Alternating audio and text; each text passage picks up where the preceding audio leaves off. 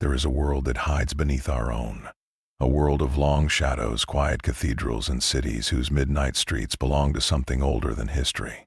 Above the surface, humanity walks in comfortable ignorance, buying bread, kissing children, whispering prayers into the small hours of the night.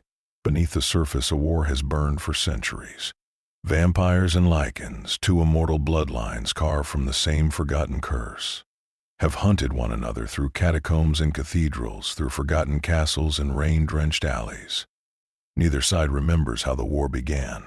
Neither side can imagine a world in which it ends. They only remember the hatred. They only remember the hunger. This is the Underworld, a place where the moon is a witness and the darkness is a country of its own. For centuries, this shadow war has kept its own balance. Vampire elders sleep in stone coffins while their covens tend to the endless politics of immortality. Lycan packs move like storms through the wilderness, their loyalty forged in blood and grief. Humans exist as prey, as pawns, as occasional lovers, but never as threats. Nothing enters this world from outside. Nothing has for a very long time. Until the night the sky broke open. It happened without warning. Somewhere above an ancient European forest, the clouds curdled and split, and a wound of pale gold light opened in the air. It did not roar. It did not thunder. It simply appeared, patient and precise, like a door that had always been there waiting to be opened. And from that door, a figure stepped down onto the earth as calmly as a man crossing a threshold. He wore armor the color of old bone, edged in gold and burning quietly with an inner light. A tattered crimson cloak trailed behind him. In his gauntleted hand he carried a blade whose surface flickered with living fire, a sword that did not glow so much as breathe. His helm was closed, and behind its narrow slit there was only a stillness that felt older than the trees. His name in another world had been Azrael. The Order of Saint Dumas had raised him from childhood in silence and prayer, sharpening him into a weapon. They had told him he was chosen. They had told him his purpose was to hunt the wickedness that slipped between worlds. And in his own quiet, terrible way, he believed them. He had followed a vision, one that whispered of an ancient evil that had fled across the veil between realities, and that vision had brought him here, to a forest that smelled of pine and copper and something that was not quite human.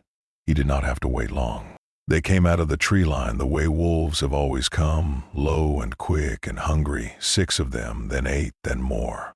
Their eyes were coins of yellow light, their jaws unhinged into shapes no natural animal had ever worn. They had smelled something new in their forest, something that did not belong, and centuries of instinct had taught them that anything new was food. Azrael did not move at first. He simply lowered his head as if listening, and then the flaming sword rose. What followed was not a battle. It was a sermon written in fire. The Lycans lunged and Azrael answered, each stroke of the blade opening a line of holy light through the darkness. Fur caught flame that ordinary flame could not explain. Wounds refused to close. One creature struck the armor with the full weight of its charge and rebounded broken, as though it had thrown itself against a cathedral wall. Within minutes the clearing was quiet again. 2 of them dragged themselves away through the underbrush, whimpering in a voice that was almost human. They ran until they reached their pack, and they told a story no Lycan had told in 1,000 years. A night, they said, wreathed in fire. A hunter who burned monsters with light. For the first time in centuries, the creatures of the night were afraid of something new. Rumors travel quickly in a world that lives on secrets. Within a week, the whisper of the burning night had crossed borders. Vampire elders in candle-lit halls received messages by raven and by encrypted courier, and in every message the words were the same. Something had entered the war that did not belong to the war. Something had killed a Lycan pack in a way no vampire could kill, with a weapon that left burns that no cleric could heal, and it had vanished before dawn without leaving a scent, a footprint, or a name. The elders responded the only way immortals ever respond, to the unknown. They watched. They gathered. They sent hunters into the forests and scholars into the archives, and they began to piece together a shape from the shadows the stranger left behind. The stranger, meanwhile, was not idle. Azrael had begun his own investigation. He moved through the great cities of Europe like a rumor with a heartbeat, sleeping in abandoned chapels, listening at the edges of nightclubs where the music was too loud and the eyes were too bright. He learned the geography of this hidden war very quickly. He learned to recognize the pale stillness of a vampire in a crowd. He learned the way a Lycan's shoulders shifted just before the change. And with every discovery, his conviction hardened. To Azrael, both bloodlines were the same disease wearing two different faces. They had been human once. They had been made in the image of something good. And they had traded that image for hunger, for speed, for the long, cold pleasure of outliving their own souls. The Order had taught him that corruption was not measured by cruelty, but by distance from grace. And by that measurement, both vampires and Lycans stood at the far end of the same road. So he began his campaign. A Lycan stronghold in the Carpathians burned to its foundations in a single night. A vampire safe house beneath the streets of Budapest was found at dawn, with its steel doors melted inward and its inhabitants reduced to ash outlines on the walls. A coven of blood dealers in Vienna simply vanished, their records left neatly stacked on a desk as though someone had wanted the living to read them. Between each strike he disappeared, and no scout, no tracker, no seer could find him. The vampire leaders were the first to admit, quietly, that they did not understand their new enemy. He did not move with vampire speed. He did not carry the wild strength of a Lycan. He bled when he was cut. He breathed. And yet every trap they built for him collapsed around their own hunters. Every ambush ended with their own dead. He fought like a man who was not afraid to die, which meant, in the arithmetic of immortals, that he could not truly be beaten. In the deep archives of the oldest covens, scholars began to unearth prophecies that had been dismissed for centuries. Verses about a warrior clothed in fire, sent from beyond the veil, come to weigh the bloodlines and find them wanting. Some of the elders read these verses and laughed the tired laugh of creatures who had heard every doomsday whispered and outlived them all. Others read them and did not laugh. Among the younger vampires, the argument split into two camps. Some believed the burning night was an angel, a real one, the kind their mothers had once prayed to before immortality had made prayer feel absurd. They wondered aloud, in the safety of small rooms, whether the stranger had come to punish them or to save them, and whether those two things might in the end be the same. Others believed something quieter and more terrible. They believed he was the herald of extinction. They believed that centuries of war had finally caught the attention of a power that had grown tired of watching, and that the burning night was only the first messenger of a much longer sentence. Either way, in every coven and every pack, a single question began to circle like smoke. Who or what had sent him? Selene had heard the stories before she had believed them. She had lived long enough to know that fear always arrives, dressed as legend, and that most legends, when you finally meet them, are only frightened men in expensive coats. She had fought werewolves in the snow. She had fought her own kind in the marble halls of her own coven. She had watched empires rise and fall from the balcony of a house older than any nation on the map, and none of it had ever surprised her for long. But the stories about the burning night refused to shrink. They grew. She began collecting them the way she had once collected weapons, carefully, with a kind of professional patience. A pack of Lycans reduced to ash in a forest that no fire had touched. A vampire elder found kneeling in his own vault as though he had died mid-prayer. Witnesses who spoke of light that hurt to remember, of a voice that never rose above a whisper, of a sword that seemed to breathe. And in every story the same silhouette. Armor the color of bone, a cloak the color of old blood, a helm that hid whatever face still lived beneath. She found him on a rooftop in Prague, on a night when the rain had turned the city into a black mirror. He was already waiting. He did not turn when she landed behind him. He did not speak. He simply lifted the sword, and the flame along its edge answered the rain by refusing to be put out. They fought without introduction. There was no need for one. Selene moved the way she had always moved, low and fast, a blur of leather and silver, her pistols drawn before her boots had settled. He answered every shot with the flat of the blade, and each bullet fell to the stones as harmless as spent coins. She closed the distance because distance was where he was strongest, and when they met inside the reach of the sword, she discovered that he was not slower than she was. He was only more certain. Centuries of experience met something that felt older than experience. Her instincts, honed against monsters and men, kept her alive. His training, drilled into him by an order that had taught him to breathe in rhythm with his prayers, kept him ahead. She cut him. He bled. He struck her. She staggered. Neither fell. The rooftop under them cracked. A chimney collapsed. And still they fought until the sky above Prague began to pale, and both of them, without agreement, stepped apart. They stood in the rain and looked at each other across a distance no blade could cross. And something quiet happened. Selene had expected to feel hatred. She had felt it before, and every duel that mattered, that clean, bright hatred that made the killing easy. She did not feel it now. What she felt, looking at the burning night through the rain, was recognition. She had seen this before, this stillness at the center of a fighter, but she had only ever seen it in herself. He was not enjoying this. He was not enraged. He was simply doing what he believed he had been sent to do, and he believed it with a completeness that made her feel, absurdly, like a child playing at war. Behind his helm, Azrael was having his own quiet crisis. He had come to this world expecting monsters. He had cataloged their sins in advance. He had rehearsed their judgment.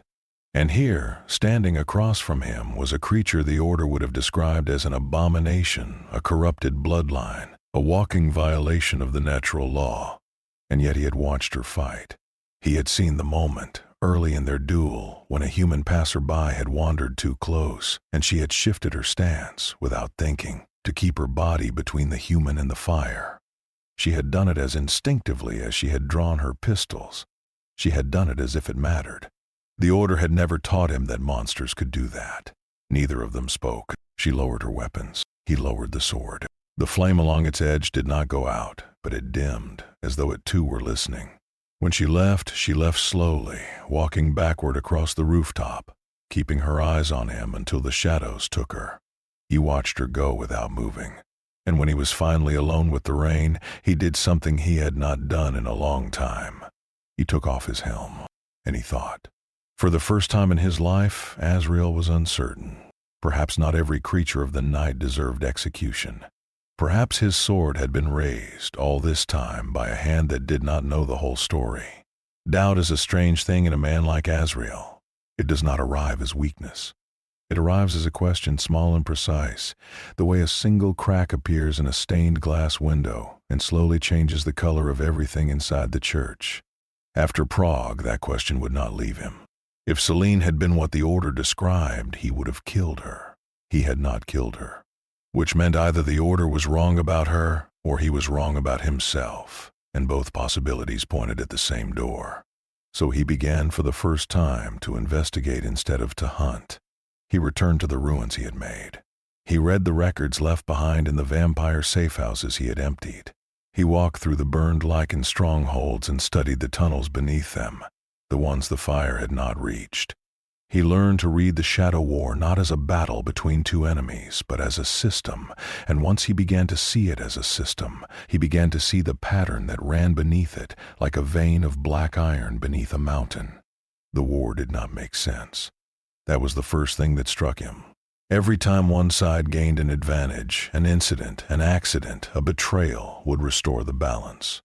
Peace treaties collapsed in the same week they were signed, always because of some new atrocity, always attributed to one side by the other, always in the dark, always without witnesses. Elders who had spoken of ending the conflict had died young, by immortal standards, in accidents that no one had ever quite explained.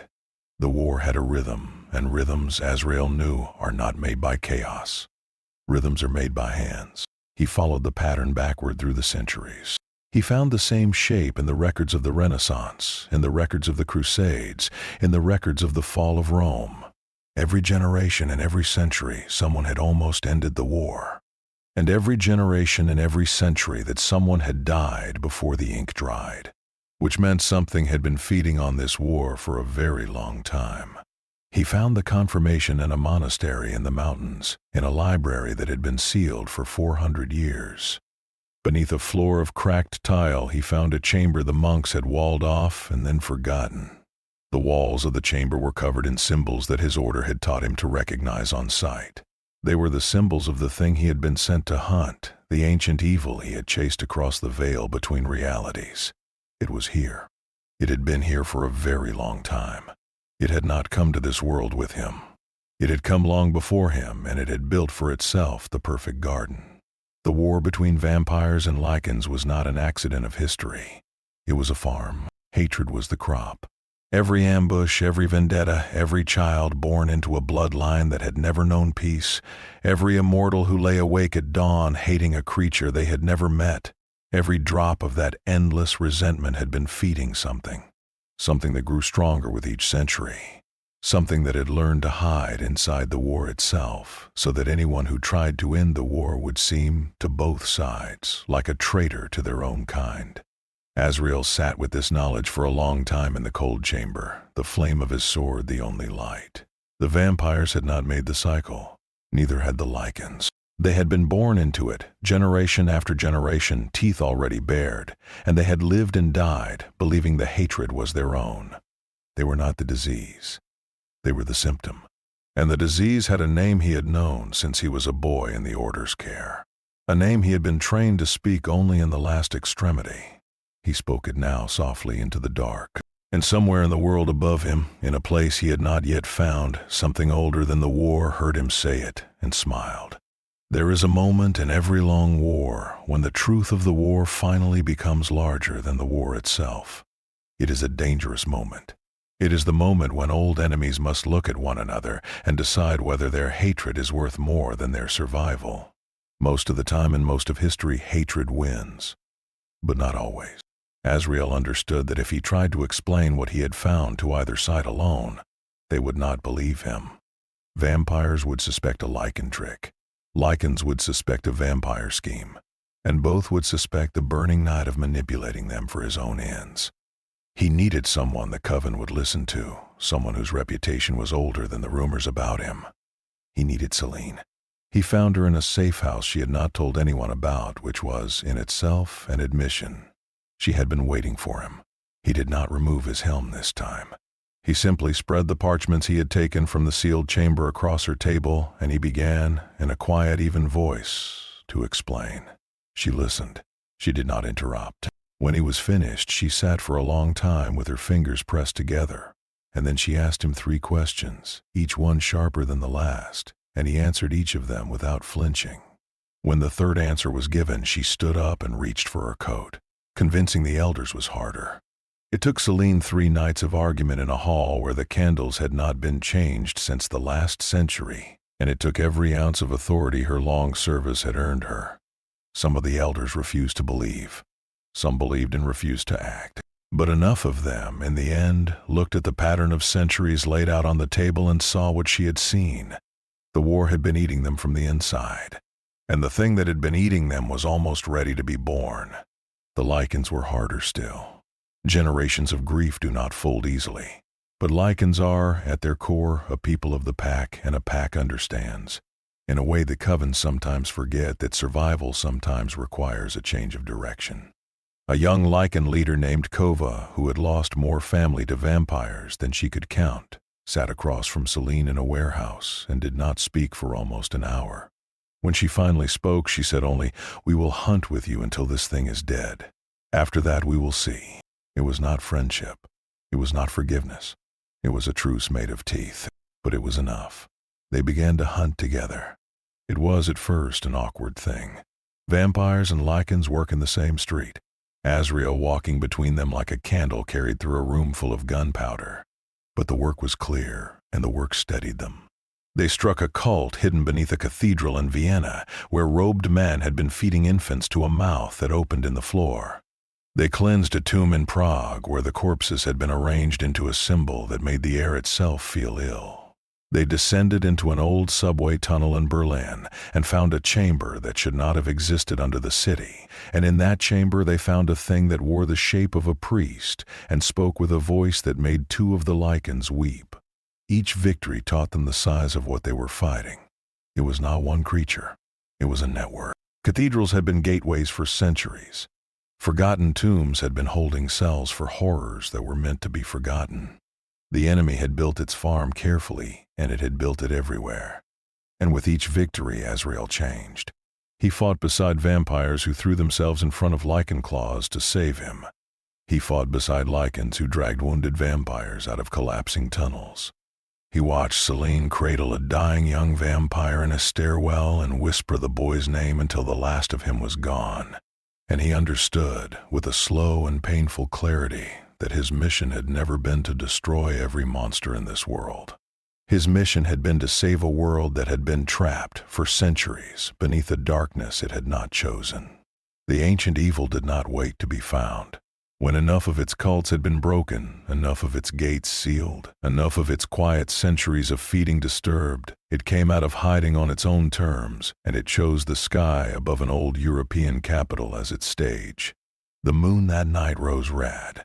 Not the soft copper of a lunar eclipse, but a deep arterial red, the color of a wound that had never closed.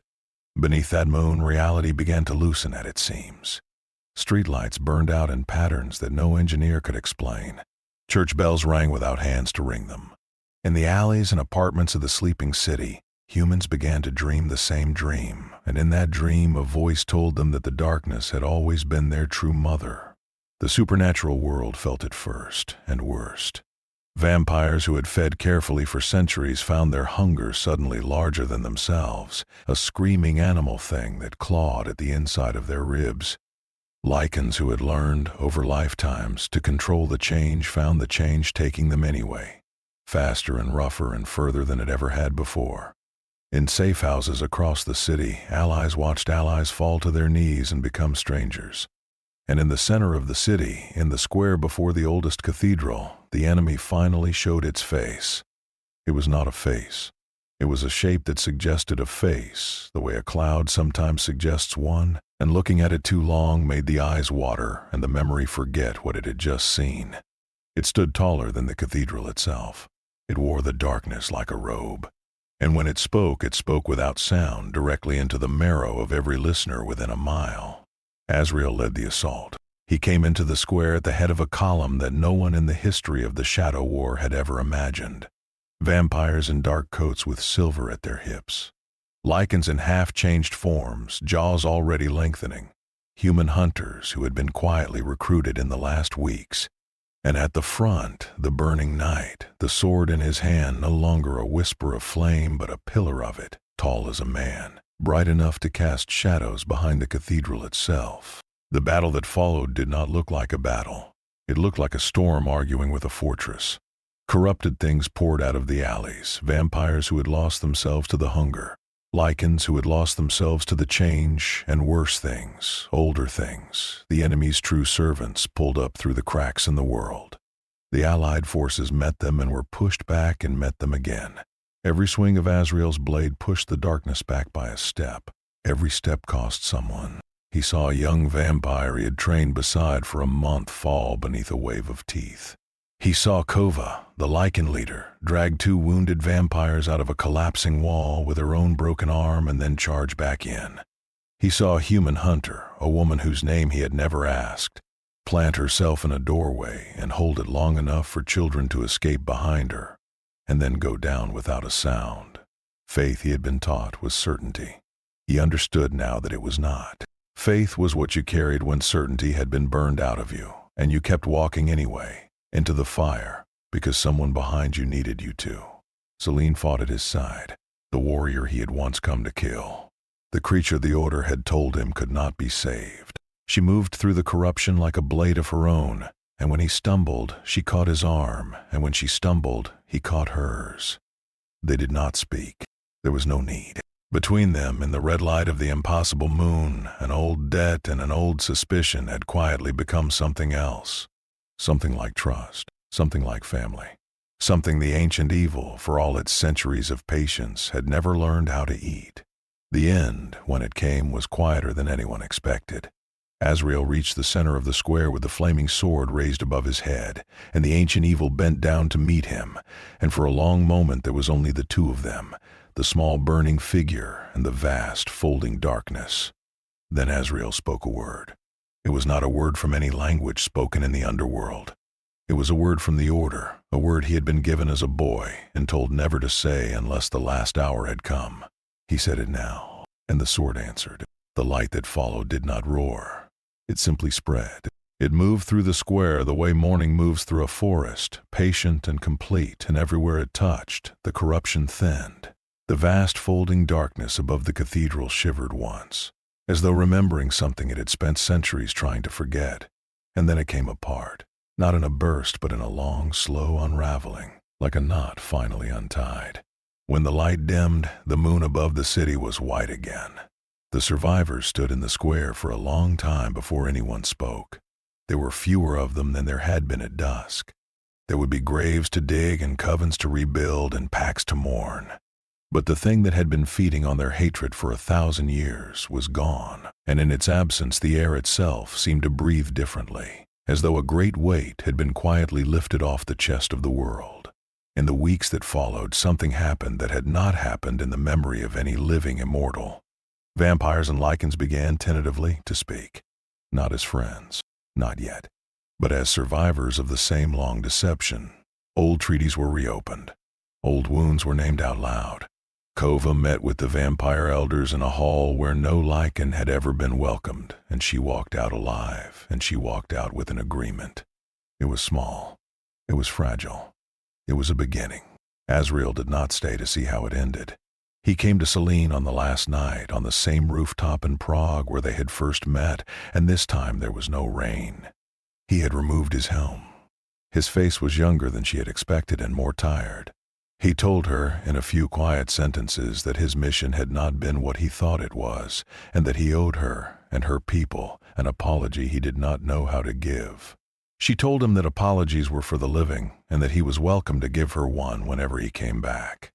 He almost smiled. He told her that redemption, he had come to understand, was not something granted from above. It was something built, night after night, by creatures who had every reason to give up and did not. He told her that he had spent his life believing that judgment was his to deliver. He understood now that it had never been his. It had only ever been his to survive. Then he stepped back, and the pale gold light opened again in the air behind him, patient and precise, the same door that had brought him.